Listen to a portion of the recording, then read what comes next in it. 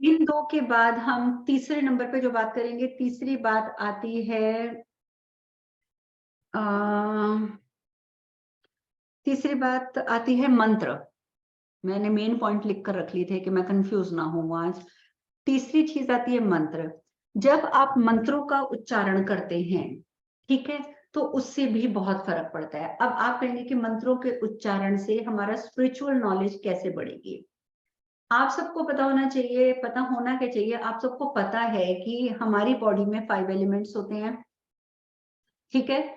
5 elements जो हैं, जब हम मंत्रों का उच्चारण करते हैं, ठीक है, तो उससे क्या होता है कि हमारी बॉडी के एलिमेंट्स जो हैं वो बैलेंस्ड होते हैं, और जब एलिमेंट्स बैलेंस्ड होते हैं तब भी हमारी स्पिरिचुअल ग्रोथ होती है, ठीक है।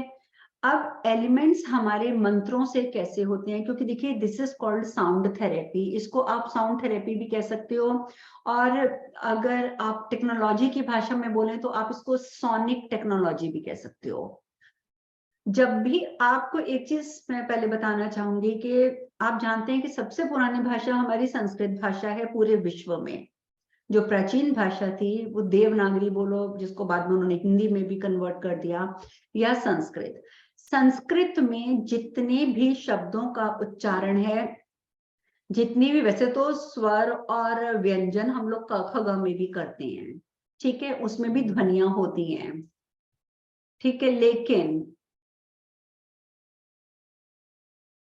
तो जितनी भी ये ध्वनियां होती हैं, ये हमारे बॉडी के एक एक पार्ट के ऊपर, एक एक कोशिका, एक एक संरचना के ऊपर असर डालती हैं।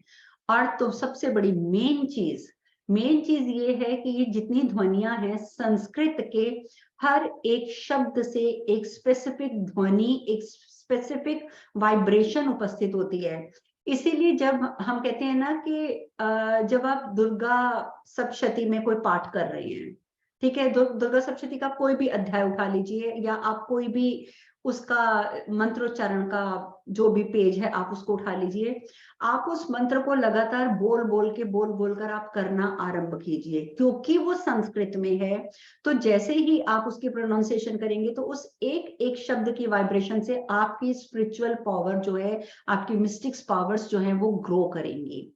तो इसी वजह से कहा जाता है कि जब हम मंत्रों का उच्चारण करते हैं, और खासकर basically if the mantras are in the Sanskrit language, तो उसको आपको बोल बोलकर करने का बहुत फायदा होता है। और बोल बोलकर आप नहीं भी करते तो आप उसको एक रिदमिक वे में कीजिए, तो आप देखेंगे कि धीरे धीरे आपको कुछ दिनों के अंदर पता चलेगा कि आपकी ग्रोथ में बहुत इंप्रूवमेंट है। मैं कहती हूँ आप किसी भी शब्द को ना पकड़िए, आप खाली एक शिव शब्द पकड़ लीजिए, बहुत छोटा सा शब्द है, तो आप उठते बैठते मनी मन में शिवा शिवा शिवा शिवा, आप इसको रटते रहिएगा, शिव शंभो शिव शंभो शिव शंभो शिव शंभो। कोई रिदम ले लीजिए, कोई शब्द ले लीजिए, क्योंकि ये जो भगवान के नाम है ये संस्कृत में से उपजे हुए हैं।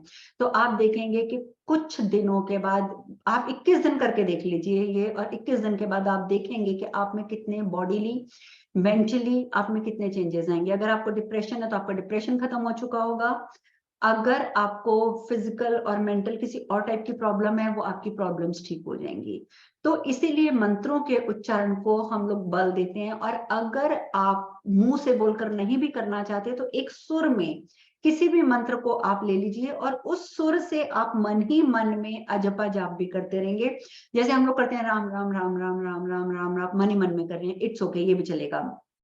बट इसको अगर आप रिदम में ले जाएंगे तो इसका जो इम्पैक्ट होगा वो डबल हो जाएगा, ठीक है। इसीलिए जब रावण ने भी शिव तांडव स्तोत्रम लिखा था ना, तो जब उसने लिखा स्तोत्रम, तो उसने जब बोलना आरंभ किया था तो उस जगह उस टाइम पर उनको नंदी महाराज ने एक चीज बोली थी कि अगर तुमने महादेव को खुश करना है तो इसी को तुम गाकर प्रस्तुत करो।